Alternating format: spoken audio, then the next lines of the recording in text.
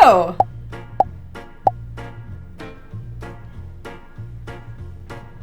now, we don't have time to unpack all of that. nor do we have enough information, John Mulaney, but we're gonna try to wade through it and speculate to the best of our ability. My name is Kiri Callaghan, and we're gonna talk about Hera.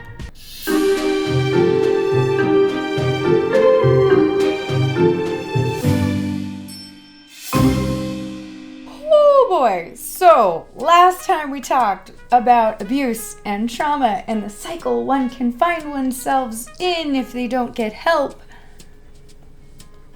And I'd like to say today was going to be more starshine and rainbows, but alas no. Let's start with the base mythos, because this is an adaptation and I like to know what we could potentially be pulling from. And with adaptations, you have the freedom to pull from as much or as little as you like from the source material, from the source material. And that's what makes adaptations great. You never quite know what's going to inspire what, and the way twists and turns are taken, and I love adaptations because in my opinion, if they are done correctly, you get something completely new, but you can still it's like all put in like a blender, it's like a creative blender, and you're like, that still tastes like the original myth, but it's something new, and I love it, I love it, I love it. Anyway, what you probably already know about Hera is that she was the queen of the gods, and she was married to Zeus. And historically, she was kind of known for her legendary jealousy and wrath that she would inflict on children from those affairs, or his lovers, whether those affairs were consensual or not. And let's be honest, most of the time, they were not. Zeus pretty much forced himself on everyone, including Hera. He tried to court her and failed, so he decided to turn himself into a bird, a cuckoo, for some reason, in some myths, which just makes it weirdly inappropriately funny. Just thinking of like a little cuckoo bird. Anyway, so he's pretending to be this injured bird outside Hera's window, and because she's got this soft heart, she's like, oh, let me help you, like holds him to her breast, and then he transforms himself back into his normal form and takes advantage of her. Holy crap, it's so messed up. And it's actually part of the mythological canon that she married him to cover her shame. Let's take a moment to ponder that. The king of the gods attempts to woo you, and you are like, nah, thanks bro, but nah.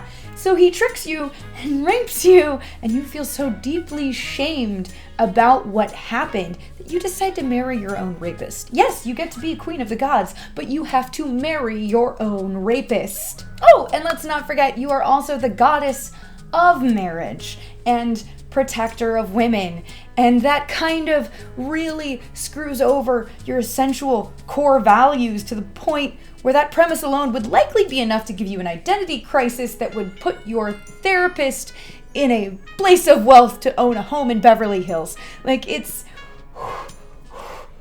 Now, this deeply disturbing backstory is enough to make the skin crawl, but we're gonna put a pin in that for now because Lore Olympus is an adaptation. It's taking inspiration from the original mythos and holding a lot to the true themes, but it is a separate piece of work. So we have no way of knowing if that particular abomination is Hera's actual backstory in this version. But again, it's important to know because it could potentially inform what's going to happen in this story. Oh, it's so gross, it's so gross, it's so gross. There's something about the fact that Hera has become, through myth, such a wrathful, horrible person. They're like, oh, she's jealous. And I'm like, yes, but you gotta there's so many layers here of just I'm watching my husband do to other women what he did to me, and he's still doing it even though I married him, and I'm the goddess of marriage, and this really just kind of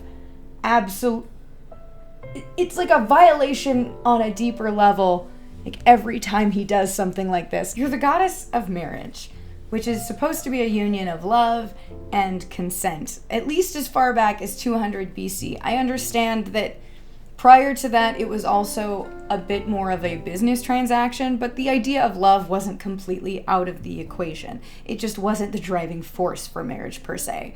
But still, there was a lot of consent going on, even if it was between your betrothed and your father rather than you and your betrothed. Still, Not only was your own consent violated, like no one had permission, he's just the king of the gods, so he gets to do what he wants, but you feel you violated the very thing you're supposed to champion because you've married your rapist.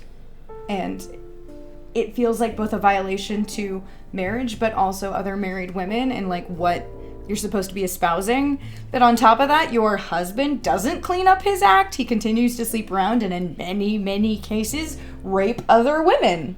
Just looking back at how Hera reacted in myth and looking back on what we talked about in regards to continuing the cycle of abuse, one might be able to make the argument that even the Hera of mythology is lashing out at her husband's victims because she never really dealt with her own violation. Yes, it might be just petty jealousy because, let's be honest, Greek mythology didn't really give us three-dimensional characters.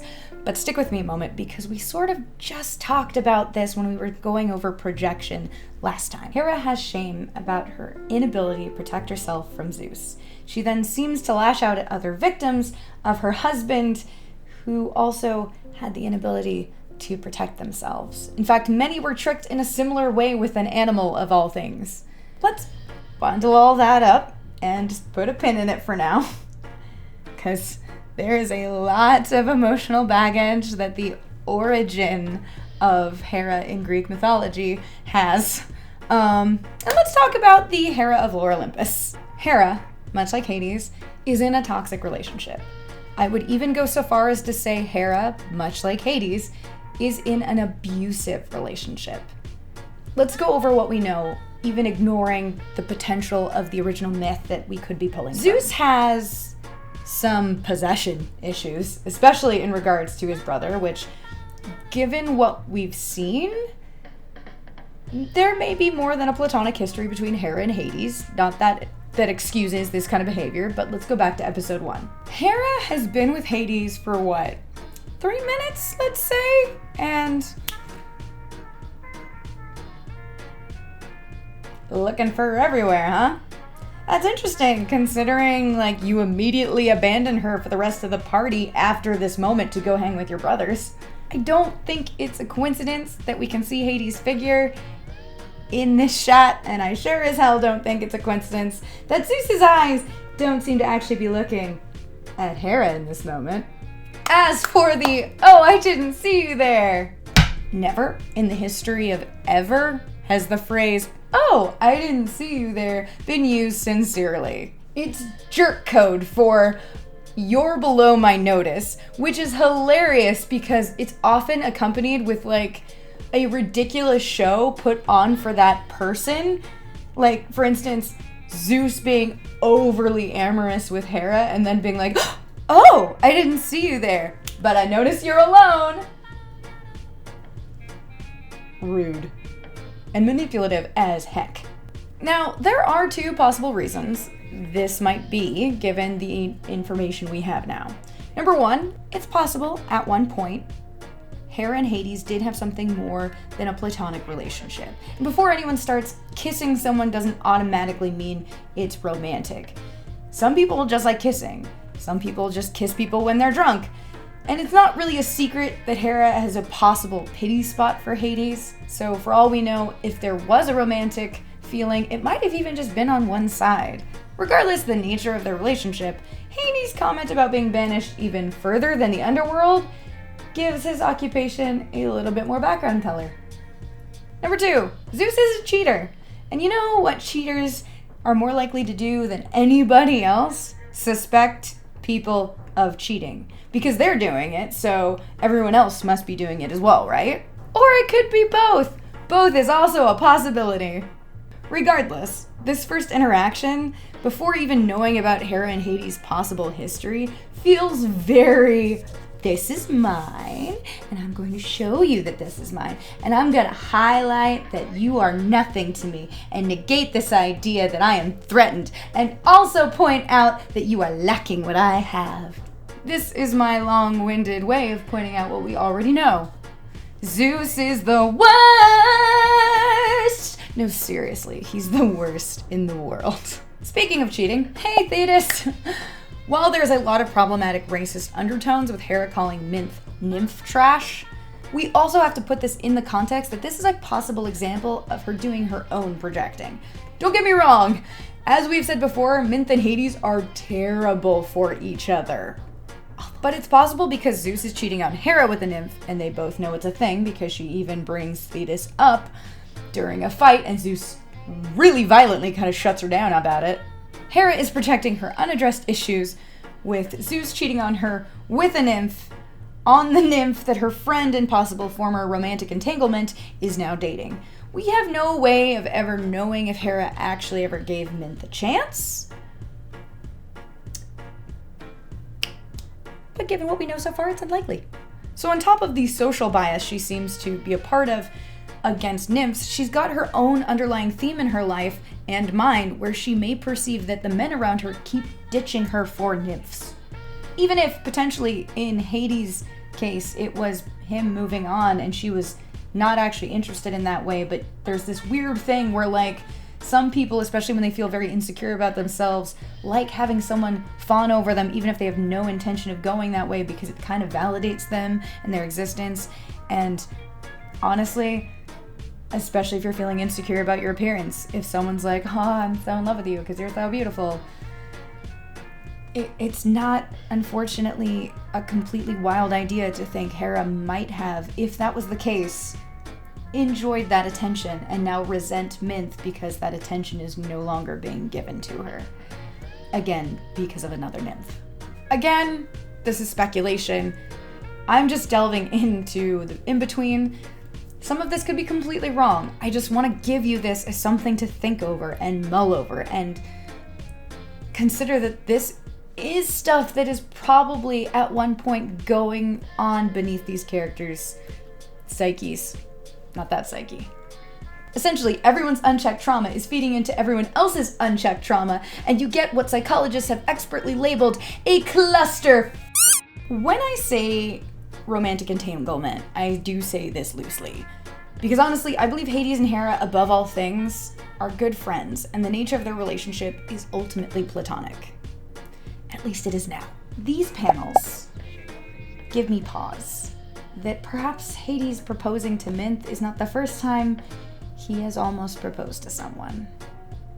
This is heavily weighted with unsaid things and looks. It's possible before Hera married Zeus, whether it was out of shame, love, the want of power, or a combo of all three, Hades felt more than a friendship for Hera.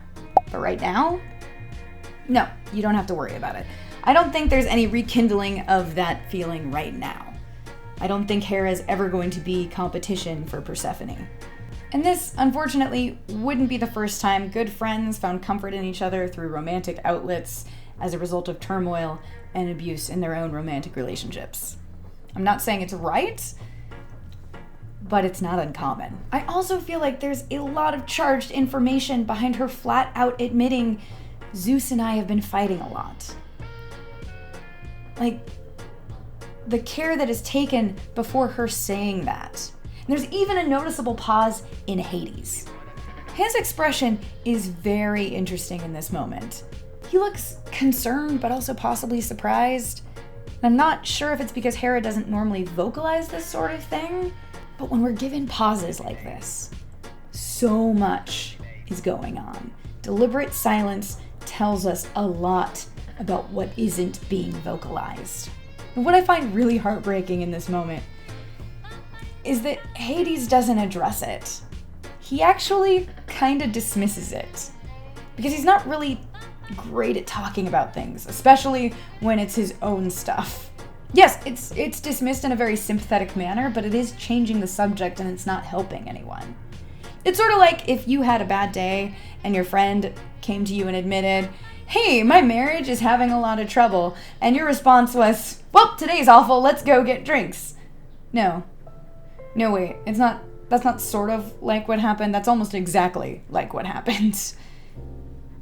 And then Hades brings her back to her house that she shares with her husband that she's fighting a lot with.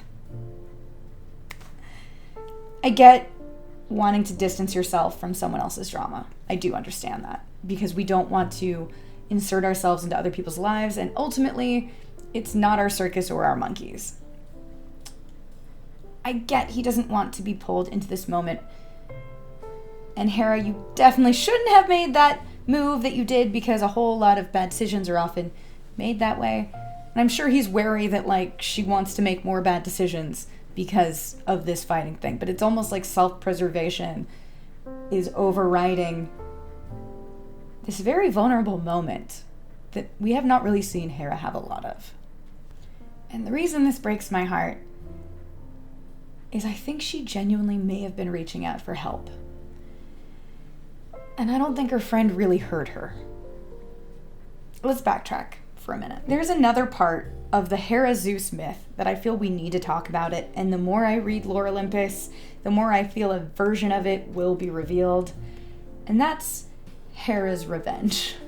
And the Greek myth, holding a lot of rage against her rapist husband, Hera drugged Zeus and convinced the other gods to revolt against him, binding him up, which frankly was probably not the hardest thing to do, because in all the myths he's pretty much a tyrant who raped everyone's children and wives and priestesses.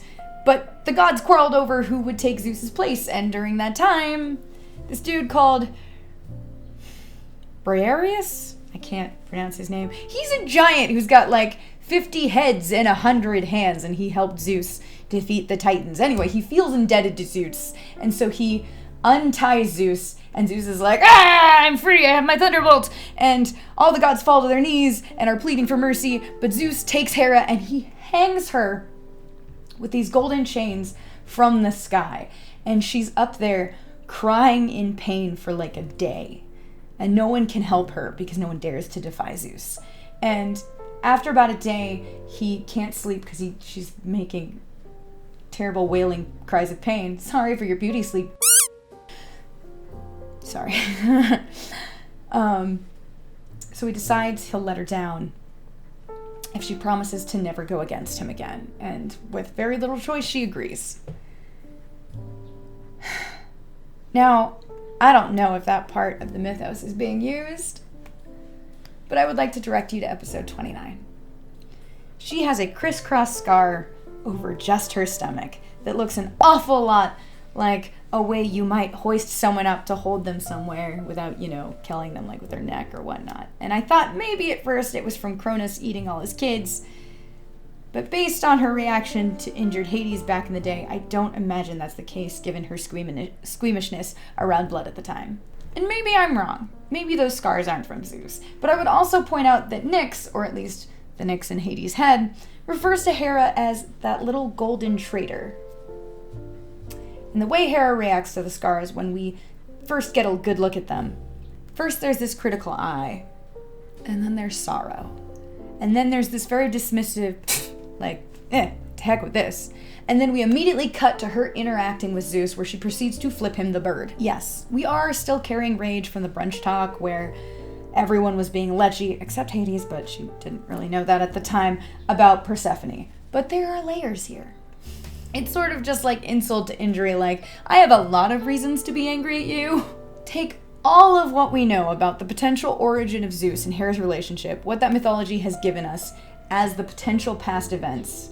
You are the goddess of marriage and a protector of women and childbirth and whatnot.